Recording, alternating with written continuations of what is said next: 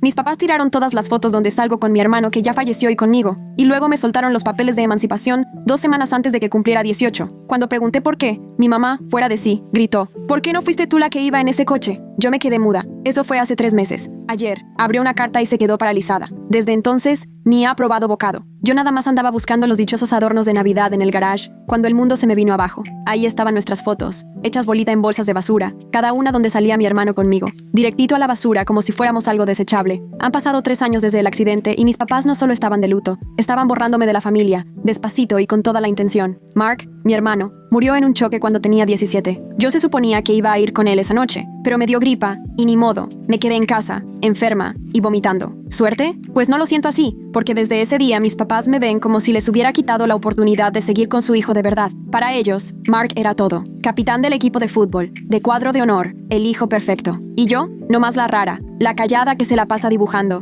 y que cada rato le dan ataques de pánico. Y para acabarla, mis papás son profesionales de la salud mental. Mi mamá es terapeuta y mi papá dirige grupos de apoyo para gente en duelo. Irónico, ¿no? Si no fuera tan triste, hasta gracia tendría. Ni terapia me quieren pagar. Así que trabajo en una librería después de la prepa, solo para darme el lujo de una sesión cada 15 días. El año pasado tuvieron a su bebé milagro por FIV, un nuevo comienzo. Una vida donde ni el recuerdo del hijo muerto ni la hija incómoda caben. Después escuché a mi mamá por teléfono con mi tía diciendo: ahora todo es más fácil, solo hay que preocuparnos por un hijo. Ya hasta podemos respirar. Un hijo. El bebé Ethan. Yo ya ni contaba. Esa noche en la cena, ahora sí, exploté. Le solté a mi mamá la pregunta al chile de por qué estaban nuestras fotos en la basura. Se soltó llorando como nunca y me dijo: no puedo verlas, tiene sus ojos. Mi papá pegó tal golpe en la mesa que todo tembló. ¿Por qué siempre tienes que hacer enojar a tu mamá? Y 2 semanas después, la reunión familiar. La mesa llena de papeles legales. Mi mamá con esa sonrisa falsa pegada. Eres tan madura, mi amor. Trabajas, pagas tu terapia. Creemos que es momento de hacerlo oficial. Los papeles de emancipación. Básicamente me corrían, pero según ellos, me hacían el favor de mi vida. Mi papá agregó: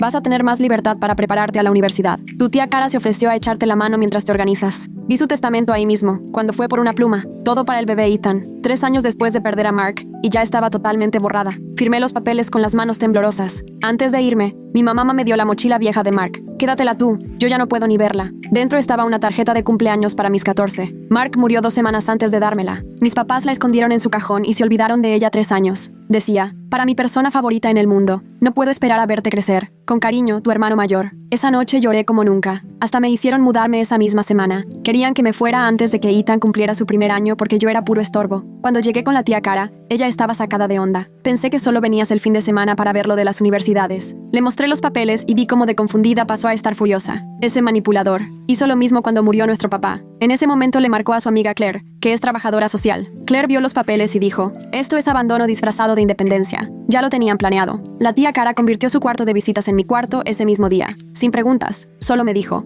esta es tu casa. Y ahí fue cuando empezó a salir toda la verdad. Mis papás le habían dicho a todo mundo que yo era problemática, que desde que se murió Mark me portaba pésimo, que yo misma había pedido emanciparme para encontrarme. Llevaban meses armando su historia. Yo leía la tarjeta de Mark una y otra vez, puro amor de hermano mayor, mientras mis papás ni podían verme a la cara. Cuando regresé por mis cosas, encontré su borrador de libro sobre el duelo, 400 páginas, y solo me mencionan 2 veces. En sus redes sociales ya me habían borrado por completo. Solo subían fotos de su nueva y perfecta familia de 3. Empecé a juntar pruebas de todo con ayuda de Claire. Mi terapeuta me ayudó a escribir una carta para la familia. Mi jefa de la librería me ofreció trabajar tiempo completo en cuanto se enteró. Después de mi carta, la familia extendida empezó a llamar. Hasta mi abuela se puso a sospechar. ¿Qué pasó con Lily en Navidad? Luego, la familia no quiso ir a la fiesta de Ethan si yo no iba. Mis papás se pusieron como locos. Sus historias no cuadraban y se empezaron a contradecir. Al rato fueron a casa de la tía Cara, exigiendo que los apoyara. Ella ni los dejó pasar. No se van a acercar a ella. Ahí sí, mi mamá mostró la verdadera cara. ¿Por qué no fuiste tú la que iba en ese coche? Me gritó, directo, y los vecinos escucharon todo. Al día siguiente desperté con 47 llamadas perdidas de mi mamá, pero el mensaje de mi papá me heló la sangre. Sabemos lo que les dijiste. Vuelve a casa ahora o nos vamos a encargar de que todos conozcan la verdad sobre el accidente. Esa amenaza me dejó temblando. ¿Qué verdad? No había secreto. Tenía gripa, me quedé en casa, Mark fue solo a la fiesta y ya no volvió. La tía Cara me encontró sentada en los escalones, con el celular aún en la mano. Solo me vio la cara y se sentó conmigo. Enséñame. Le pasé el teléfono y al leer, apretó la quijada. Ese manipulador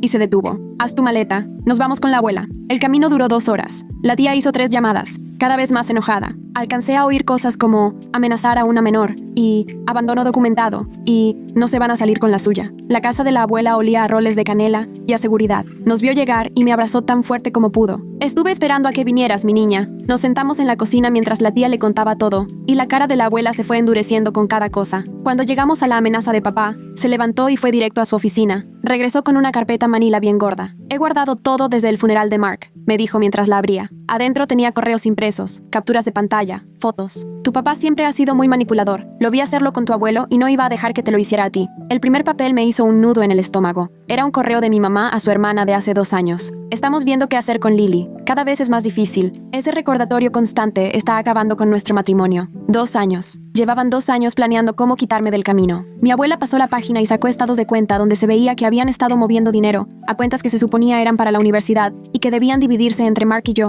pero todos se lo desviaron. Pero esto, dijo la abuela, sacando un último papel, esto fue lo que me hizo actuar. Era una publicación de mi papá en un grupo cerrado de duelo en redes sociales. Nuestra hija anda diciendo mentiras sobre la noche en que murió nuestro hijo. Dice que estaba enferma, pero sabemos que lo convenció de ir solo porque no quería tratar con sus amigos. La culpa la está matando y ahora la está pagando con nosotros. La fecha era de la semana pasada, antes de que me corrieran, antes de que todo explotara. ¿Están diciendo que yo lo llamé? Susurré. Están diciendo muchas cosas, contestó mi abuela seria. Pero yo sí he dicho la verdad. Mi teléfono vibró. Era un mensaje de mi prima Samantha. Acabo de oír lo que están diciendo tus papás en la reunión para la fiesta de Ethan. Que estabas borracha y convenciste a Mark de quedarse en casa para que no te cacharan. ¿Qué onda con eso? ¿Borracha? Tenía 14 años. Tenía gripa. Mi mamá me dio medicina y me checaba la temperatura cada 2 horas esa noche. Empezaron a llegar más mensajes, de más primos, tías y tíos. El chisme se estaba regando rapidísimo. Cada versión peor que la anterior, que obligué a Mark a ir solo, que yo tenía que ser la conductora designada, que estuve tomando en la casa. Están en la reunión para la fiesta de Ethan ahora, le dije a mi abuela, enseñándole los mensajes. Ella se levantó de inmediato. Perfecto, ya sabemos dónde encontrarlos. El centro comunitario estaba lleno de globos y serpentinas, el estacionamiento a reventar. Familia de 3 estados habían venido para el primer cumpleaños de Ethan. Desde afuera se oía la risa de mi mamá, fuerte y forzada. Entramos juntas, mi abuela al centro, tía Cara y yo a los lados. El salón se quedó en silencio en cuanto entramos. La cara de mi mamá se puso blanca. Mi papá se adelantó. Mamá, este no es el momento. Siéntate, Roberto, ordenó mi abuela. Esa voz que crió a 4 hijos y enterró a un esposo no dejaba lugar a discusión. Caminó hasta el centro y todos la veían entre confundidos y esperando el chisme. He escuchado las historias que están inventando sobre mi nieta, empezó la abuela, sobre la noche en que murió mi nieto. Creo que ya es hora de que todos sepan la verdad.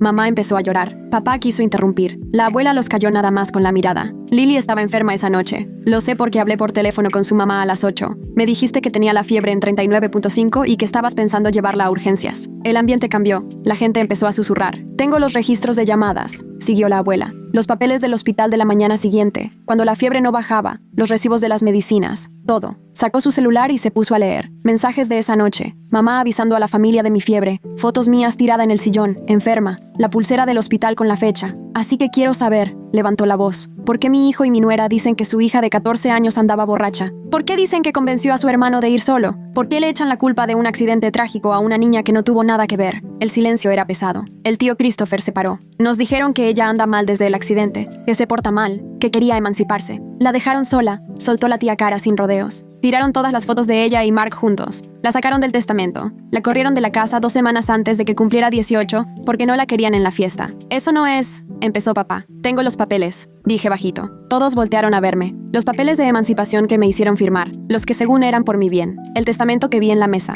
El borrador del libro que escribieron, donde apenas y me mencionan 2 veces en 400 páginas sobre duelo y sanar. La mamá de mi prima Fer se tapó la boca, sorprendida. ¿Escribiste un libro sobre el duelo y no hablaste de tu hija viva? Ella tiene problemas, dijo mamá, apenas audible. Necesitaba espacio para sanar. Lo que necesitaba era papás, le cortó la abuela. Apoyo, terapia. Y ustedes no quisieron pagarla, teniendo los 2 profesiones en salud mental. Ofrecimos, intentó papá. No ofrecieron nada, dije, ya con la voz firme. Trabajo 30 horas a la semana para pagar mi terapia. No me han dado ni para la despensa en un año. Tuvieron otro hijo para reemplazarnos a los 2, y cuando eso no bastó, decidieron borrarme por completo. No seas dramática, soltó mamá. Saqué la tarjeta de cumpleaños de Mark. Me temblaban las manos mientras la leía en voz alta. Para mi persona favorita en el mundo. No puedo esperar a verte crecer. Con cariño, tu hermano mayor. Se me quebró la voz. Me escondieron esto 3 años. Guardaron lo último que mi hermano me escribió porque no soportaban que me quisiera. La tía Claire, que había estado anotando todo, se adelantó. He estado ayudando a Lily a documentar la situación de forma profesional. Lo que veo es abuso emocional y abandono. Y ahora están echando mentiras difamatorias sobre su papel en la muerte de Mark. Eso es inaceptable. Todo el salón explotó,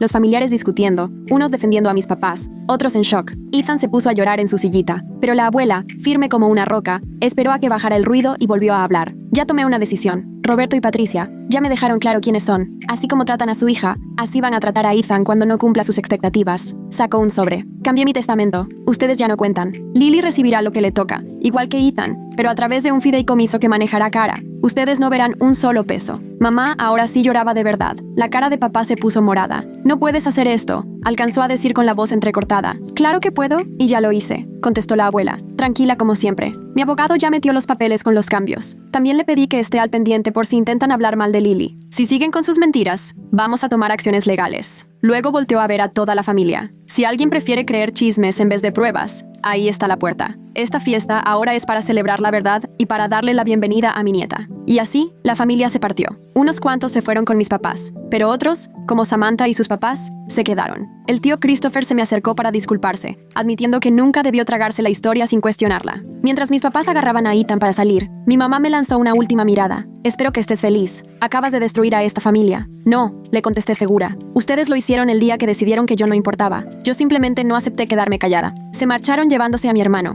Y aunque sentí feo por Ethan, la abuela me apretó la mano y me susurró. El fideicomiso no lo pueden tocar. Su dinero está seguro. Y Cara se va a encargar de que él sepa la verdad cuando sea grande. Así que no lo había perdido para siempre. La fiesta siguió sin ellos. Más chiquita y tranquila, pero mucho más real. Durante la tarde, varios familiares se me acercaron a pedirme perdón por haber creído las mentiras. Compartieron recuerdos de Mark y me dieron la bienvenida otra vez. Cuando íbamos de regreso esa noche, la tía Cara me tomó la mano y me la apretó fuerte. Lo hiciste excelente hoy. Mark estaría muy orgulloso. Pensé en mi hermano, en la carta que traía en el bolsillo, en la verdad que por fin estaba saliendo a la luz. Sabía que el camino apenas empezaba y que no iba a ser sencillo. Todavía tenía que ir a terapia. Seguía soñando feo y tenía que aprender a vivir sin mis papás. Pero tenía a la abuela, a la tía Cara y, sobre todo, tenía la verdad de mi lado. De alguna forma, eso sentía que ya era suficiente para empezar. Las semanas después de la pelea en la fiesta fueron una mezcla rara de alivio y caos. Mi celular no paraba de sonar con mensajes de parientes lejanos queriendo saber qué había pasado. Algunos familiares que se habían ido con mis papás empezaron a buscarme, preguntando cosas que debieron haber preguntado hace años. La tía Cara puso un escritorio en mi cuarto para que pudiera organizar todos los papeles que la abuela me dio,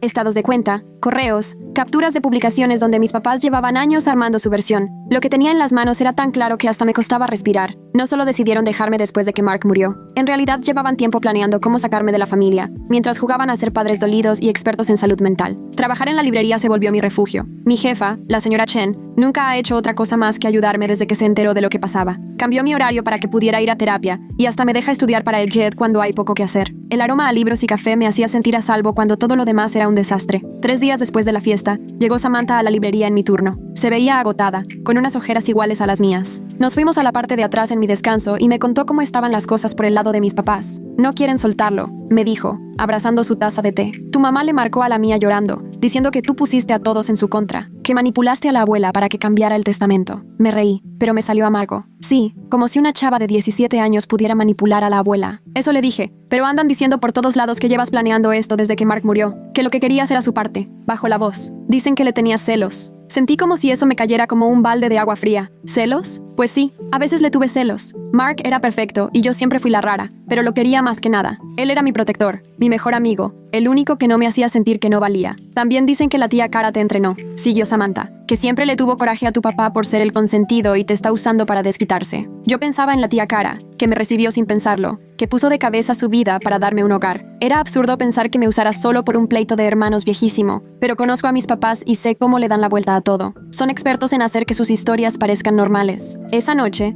cenamos la tía Cara y yo con Claire, su amiga la trabajadora social, que nos ha estado echando la mano con todo esto. Claire me soltó una noticia que me dejó helada. Tus papás están hablando con servicios familiares, dijo tranquila pero directo. Dicen que eres una menor desaparecida, manipulada por la familia. Quieren que regreses a su casa, pero soy emancipada, le contesté temblando. Ellos firmaron los papeles. Por eso no va a pasar nada, me aseguró Claire. Pero ya están subiendo el nivel. Ahora quieren meter a las autoridades para controlar la versión. La tía Cara apretó la mandíbula. ¿Y ahora qué hacemos? Claire sacó una carpeta. Guarden todo. Cada mensaje, cada llamada, todo intento de contacto. Yo ya hablé con la trabajadora social asignada, y ella quiere saber por qué 2 psicólogos orillaron a su hija a emanciparse. Me daba risa de lo irónico. Mis papás, dedicados a ayudar familias, terminaron destruyendo la suya. Mi papá dirigía grupos de apoyo para papás en duelo, mientras les decía que su hija viva había matado a su hermano. Mi mamá daba terapia a familias traumadas mientras me traumaba a mí. Las semanas que siguieron fueron una especie de baile entre documentar y mantener distancia. Mis papás pasaron de llamarme a ir a donde creían que yo estaría. Se presentaron 2 veces en la librería, pero la señora Chen no se dejó. Les aclaró que era propiedad privada y que tenían que irse. La segunda vez, le habló a la policía y los sacaron. Después lo intentaron en la escuela, sin saber que me di de baja para enfocarme en el GED tras la emancipación. La secretaria llamó a la tía Cara, confundida porque unos papás querían los papeles de una alumna que ya no estaba. Todo quedó bien documentado. Cada mentira que soltaban, apuntada. Claire nos ayudó a armar todo en una línea de tiempo donde se veía clarito cómo iban subiendo de tono. El verdadero golpe vino cuando el tío Christopher habló con la tía Cara. Resulta que había estado en una conferencia y se topó con un colega de mi papá que también iba al grupo de apoyo para el duelo. El colega lo apartó todo preocupado y le dijo: Robert lleva meses contándonos de su hija. Cada vez cuenta algo diferente. Primero que era una chava con problemas pero que estaba recibiendo ayuda. Luego que se negaba a buscar ayuda. Después que andaba inventando cosas sobre el accidente. Y ahora dice que unos familiares la secuestraron. Ya estamos preocupados. Hasta la gente del círculo profesional de mi papá empezaba a notar que las historias no cuadraban. El tío Christopher le pasó el número de la abuela al colega, diciéndole que tal vez le interesaba escuchar otra versión. En ese momento, la abuela se volvió imparable. Después de años siendo la matriarca callada, la que se encargaba de las fiestas y mandaba tarjetas de cumpleaños, decidió que ya no iba a quedarse callada.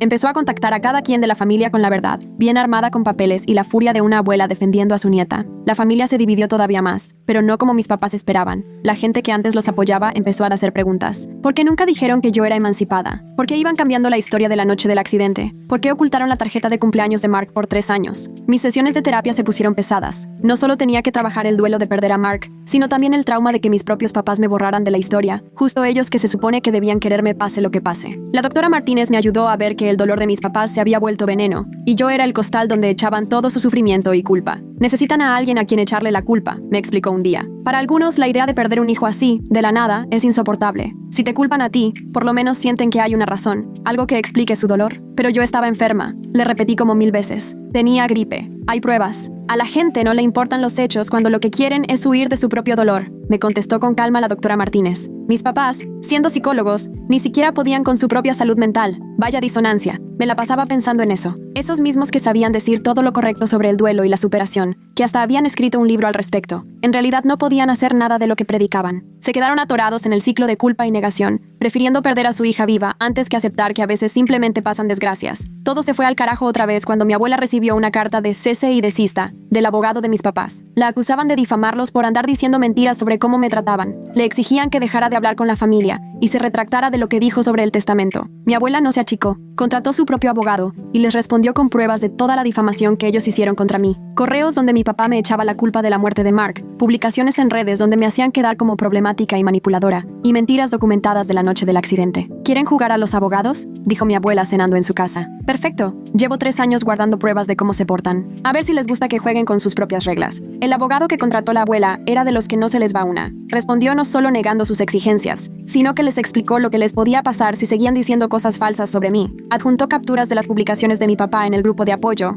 mostrando cómo cambiaba la historia y las falsas acusaciones sobre mi culpa en el accidente. ¿Y cómo reaccionaron mis papás? Escalaron el pleito y abrieron un blog sobre alienación parental, diciendo que familiares manipuladores me pusieron en su contra. Nunca usaban mi nombre, solo decían, nuestra hija sobreviviente. Pero cualquiera que conociera la historia sabía que hablaban de mí. Leer ese blog era una tortura. Se hacían las víctimas, como si fueran padres destruidos que habían perdido a los 2 hijos. A uno por la muerte y a la otra, o sea yo, por culpa de la familia. Decían lo mucho que les dolía que su hija no quisiera regresar, que lo sacara de su vida, que estuviera envenenada en su contra. Cada publicación era una cátedra de cómo reescribir la historia. La emancipación que ellos provocaron se volvió, según ellos, que yo los abandoné. Las fotos que tiraron a la basura ahora eran demasiado dolorosas para tenerlas a la vista. La tarjeta que escondieron se volvió algo que iban a darme cuando fuera el momento. Claire nos ayudó a guardar evidencia de cada publicación, marcando las mentiras y contradicciones. El IP rastreaba directamente a la compu del consultorio de mi papá, o sea, él escribía esas historias mientras ayudaba a otras familias a superar sus traumas. El quiebre fue cuando publicaron una entrada sobre la noche de la muerte de Mark. Según su versión, yo había estado imposible esa tarde, poniéndome necia, negándome a ir con Mark, inventando pretextos. Daban a entender, sin decirlo directo, que por mi culpa él se fue solo y por eso murió. Vomité después de leer eso. Mi tía Cara me encontró tirada en el baño, hecha bola, temblando de tanto llorar. Toda la culpa que había cargado durante 3 años La culpa del sobreviviente, como le dice mi terapeuta, me cayó de golpe encima. Aunque yo sabía que todo era mentira y tenía pruebas de que estaba enferma, sus palabras se me metieron hasta los huesos. Te quieren quebrar, me dijo la tía Cara abrazándome mientras me desahogaba.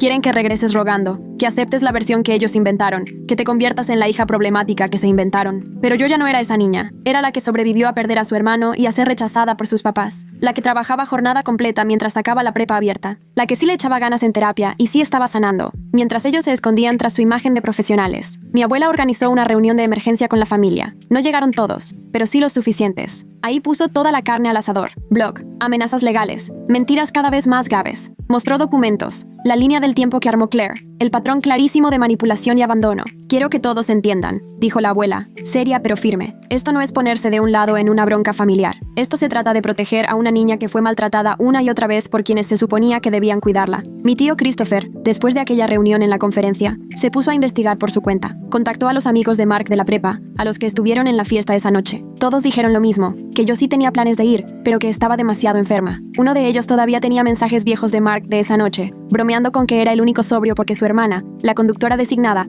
estaba en casa con la peste. Las pruebas eran contundentes, pero mis papás habían construido su propia versión de la realidad con tanto esmero que aceptar la verdad era admitir 3 años de crueldad consciente. En vez de eso, se aferraron aún más a su mentira. Empezaron a aparecer en eventos familiares donde sabían que yo iría, buscando el enfrentamiento. En la graduación de mi prima Fair, mi mamá me acorraló en el baño, llorando, y me rogaba que regresara a casa. Podemos arreglar esto, me decía, apretándome las manos. Solo diles que estabas confundida, que malentendiste. Vamos a terapia familiar, lo vamos a resolver. ¿Con tú como terapeuta? Le solté mientras me zafaba. Mamá, necesitas ayuda, de verdad, no el show que haces para los demás. Su cara cambió de golpe, las lágrimas se esfumaron. Siempre le tuviste celos, susurró. Tal vez no lo convenciste de ir solo, pero te alegraste cuando se murió. Así por fin podías ser hija única. Me dieron ganas de soltar una carcajada de lo cruel y calculado que fue ese comentario. Esa era mi mamá de verdad, la que estaba detrás de la máscara de terapeuta, una persona capaz de lastimar a su propia hija con tal de no enfrentar su dolor. Salí del baño y fui directo a buscar a la tía Cara. Nos fuimos de la fiesta, pero no sin que media familia viera cómo mi mamá me seguía, todavía actuando como la madre adolorida para quedar bien con los demás. Las publicaciones del blog subieron de tono después de eso.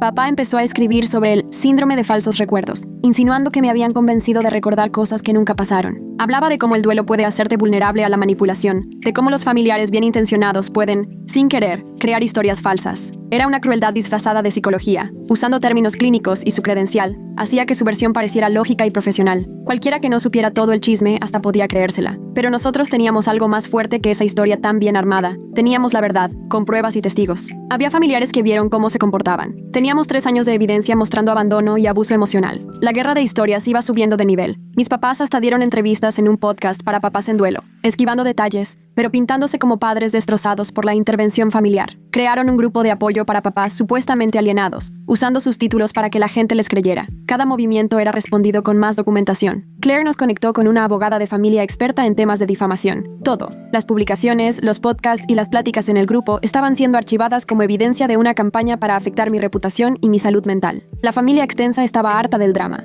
Algunos se alejaron de plano, sin ganas de meterse. Otros tomaron partido según a quién le creían, no por quien tuviera la razón. La familia que antes se juntaba en cada fiesta, cumpleaños o evento importante, empezó a romperse en bandos que tal vez nunca se arreglarán. Pero, a pesar de todo, yo seguía con mi red de apoyo principal. Mi abuela, que siempre fue ferozmente protectora. Mi tía Cara, que dejó todo para darme casa. Claire, que puso su experiencia a mi servicio para protegerme. Mi terapeuta, que me ayudó a sanar. La señora Chen, que se aseguró de que tuviera un trabajo y un espacio seguro. Al final, lo irónico fue que la campaña de mis papás para pintarme como una hija problemática y manipulada solo hizo que se notara cuánta gente estaba dispuesta a cuidarme y estar conmigo. Cada mentira era desmentida por alguien que sí vio cómo eran. Cada intento de aislarme solo fortalecía mi vínculo con quienes sí veían más allá. Cuando llegó el otoño, la cosa se puso en un raro equilibrio. Mis papás seguían con su actuación de padres sufridos. Yo seguía levantando mi vida, estudiando para mi GED, ahorrando para entrar a la prepa abierta, yendo a terapia y sanando de formas que ellos ni podían ni querían. El fideicomiso que mi abuela hizo para Ethan y para mí era a prueba de todo, protegido por papeles legales que aseguraban que mi hermanito tendría lo suyo cuando creciera, sin importar las historias que nuestros papás le contaran. Yo me aferraba a la esperanza de que algún día, cuando él pudiera preguntar, la verdad seguiría ahí, documentada y sin discusión. Pero decir la verdad salió caro. Las reuniones familiares estaban divididas. todos con agendas para evitar cruzarnos. Relaciones de años estaban fracturadas o ya de plano rotas. Los álbumes de fotos familiares, que antes mostraban una familia feliz, ahora tenían huecos, caras que faltaban, espacios vacíos donde antes había unión. Aún así, no cambiaría mi decisión de no ceder ante su versión. La alternativa era mucho peor: aceptar la culpa por la muerte de Mark, dejar que me borraran, fingir que su abandono fue mi culpa. Eso sí me habría destruido. Mientras me preparaba para lo que habría sido el cumpleaños 21 de Mark, volví a sacar su tarjeta. Para mi persona favorita en el mundo, no puedo esperar a verte crecer. Él nunca vería en quién me convertí, pero yo estaba decidida a ser alguien de quien él estaría orgulloso. No esa niña problemática que mis papás describían, sino una sobreviviente que decidió que su dolor no iba a ser mi verdad. La lucha seguía. Mis papás no daban señales de aceptar la realidad y su campaña para reescribir la historia continuaba. Pero yo tenía algo que ellos no: la capacidad de enfrentar la verdad, por dura que fuera. Y con cada día, cada terapia, cada momento sincero con quienes sí me querían, me hacía más fuerte. La chava que encontró esas bolsas de fotos en el garage ya no era la misma. Ahora estaba alguien más fuerte, más triste tal vez, pero al final, imposible de quebrar. Mis papás intentaron borrarme, pero lo único que lograron fue convertir a su hija en alguien que nunca más se iba a dejar hacer invisible. La guerra por controlar la historia familiar seguía, pero ahora ya no estaba sola en esto. La verdad tiene fuerza propia y, tarde o temprano, el tiempo saca a la luz lo que otros intentan ocultar. Algún día todo saldrá a relucir, pero mientras tanto, yo iba a seguir dándole forma a mi vida, dejando constancia de cada verdad, paso a paso. La mañana siguiente al cumpleaños de Mark, desperté y vi que la tía Cara ya estaba hablando por teléfono. Su voz, tensa y cortante, se escuchaba perfectamente a través de las paredes delgadas del departamento. Cuando colgó, me encontró en la cocina, sirviéndome cereal. «Era tu tío Christopher», me dijo, frotándose las sienes. «Tus papás llegaron a su casa a las 6 de la mañana y querían que él convenciera a la abuela de echar atrás los cambios del testamento. Me quedé con la cuchara a medio camino. Ya estaban actuando con pura desesperación. Christopher grabó todo», siguió la tía. «Tu papá lo amenazó con destapar un asunto de hace 20 años si no lo ayudaba. Y tu mamá nomás estaba ahí, llorando, diciendo que todos se le voltearon». Antes de que pudiera contestar, sonó el timbre. Nos quedamos quietas. Mirando por la mirilla había una mujer vestida formal, con una carpeta en la mano. «Vengo a notificarles», dijo cuando la tía Cara le abrió la puerta y le entregó un sobre. «Quedan notificadas». Sentí que el estómago se me iba hasta el suelo cuando la tía leyó los papeles. «Están impugnando la capacidad mental de la abuela», dijo con voz apagada. «Que según esto porque tiene deterioro cognitivo por la edad y la manipularon». Le temblaban las manos. Mis papás estaban tratando de deshacer el testamento atacando justo a la abuela, la misma que llevaba años documentando su propia situación y la de ellos. En menos de una hora ya estábamos en la casa de la abuela, junto con Claire y el abogado de la familia. La abuela estaba en su comedor, leyendo la demanda con una serenidad que imponía. «Si quieren jugar sucio», dijo tranquila, «les vamos a enseñar lo que es estar preparados». El abogado, el señor Harrison, extendió unos papeles sobre la mesa. «Ya esperaba este movimiento. Tu abuela se hizo una valoración cognitiva completa hace 6 meses. Cuando me preguntó por los cambios en el testamento, todo salió perfecto». La abuela mostró otra carpeta. «También tuve 2 testigos en cada firma de documento legal, y están dispuestos a declarar sobre mi estado mental». Claire sacó sus propios documentos. «Yo he hecho anotaciones profesionales sobre todas las interacciones. El comportamiento de tus papás solo demuestra por qué era necesario el cambio en el testamento». De pronto mi celular vibró. Mensaje de Samantha. «Emergencia. Checa el Facebook de tu mamá». Al leer la publicación, sentí que se me congelaba la sangre. Mi mamá había subido una foto antigua de Mark y de mí, acompañada de un texto larguísimo sobre cómo había perdido a sus 2 hijos, uno por la muerte y otro porque supuestamente yo estaba manipulada por la familia. Pero lo peor eran los comentarios. Ella respondía a las condolencias contando detalles personales de mis problemas de salud mental, haciéndome ver como alguien inestable y peligrosa. «Eso va contra HIPAA», dijo Claire leyendo por encima de mi hombro. «Como terapeuta, no puede inventar cosas sobre tu salud mental y publicarlas, aunque sea su hija». El señor Harrison empezó a documentar todo de inmediato. «Esto es difamación y mala praxis. Hay que reportarlo a la Junta de Licencias». Los días siguientes fueron un corredero de trámites legales. El tiro por la culata a mis papás. Su intento de echar abajo el testamento solo dejó ver lo desesperados que estaban, y cualquiera que prestara un poco de atención lo notaba.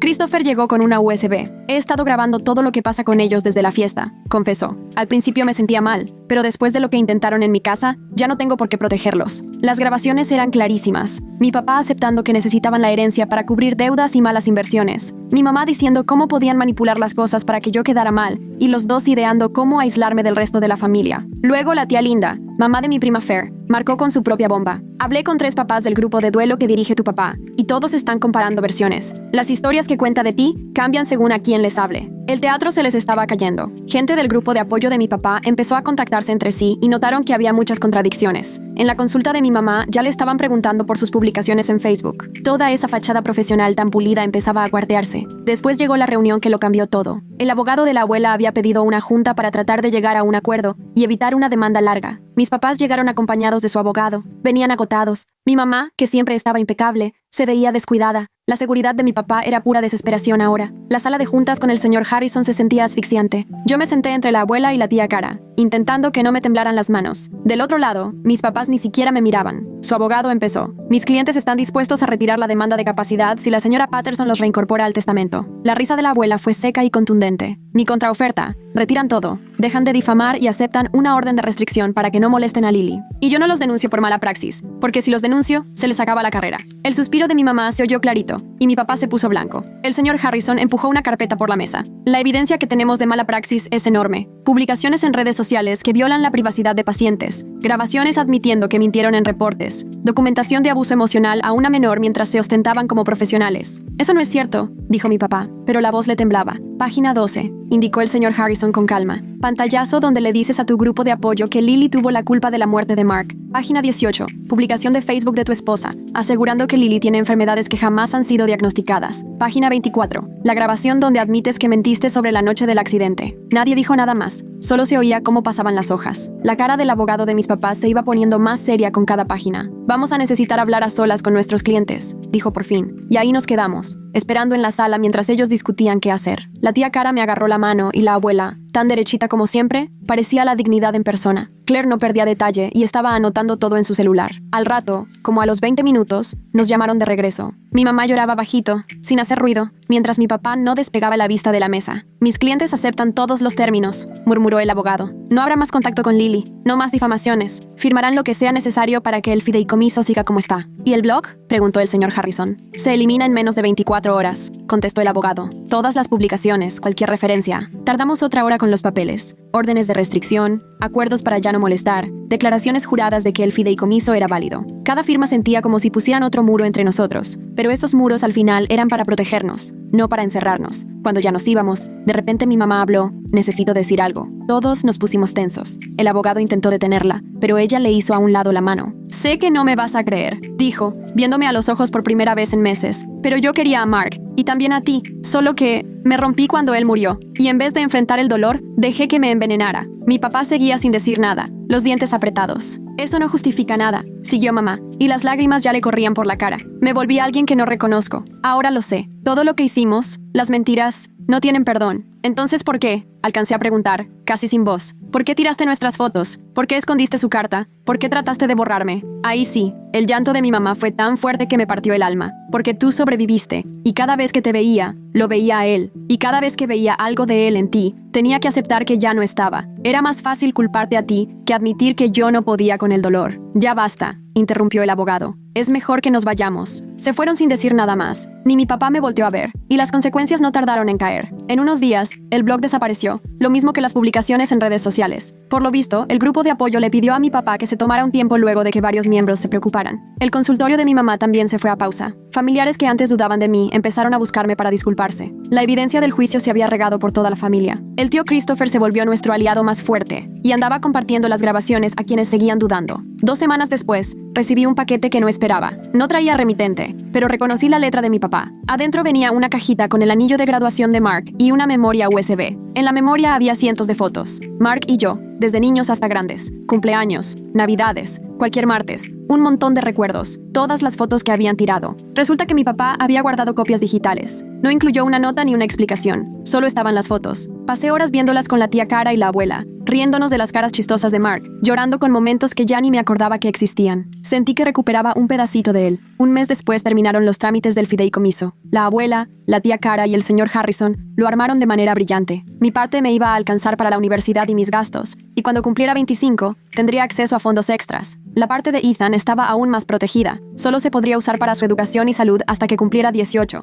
y después le iban a dar lo demás poco a poco. Él va a estar bien, me aseguró la abuela mientras firmábamos los papeles finales. Cuando sea lo suficientemente grande para preguntar, le diremos la verdad. La verdad va a estar ahí, esperándolo. Por las órdenes de restricción no podía ver a mi hermanito, pero mi abuela ya tenía un plan. Hizo un fondo aparte para terapia familiar cuando Ethan cumpliera 16, por si él quería buscarme. La señora Chen me ofreció un ascenso a subgerente en la librería, y ese dinerito extra me iba a permitir trabajar menos cuando empezara la prepa abierta. Saqué buenos resultados en el KED, y me abrió la puerta a varias becas. La doctora Martínez me ayudó a entender ese duelo raro de perder a tus papás aunque sigan vivos. En una sesión me dijo, a veces, lo más sano es aceptar que hay lazos que no se pueden recomponer. No es tu responsabilidad arreglarlos. Tu tarea es construir una vida en la que su ausencia no te defina.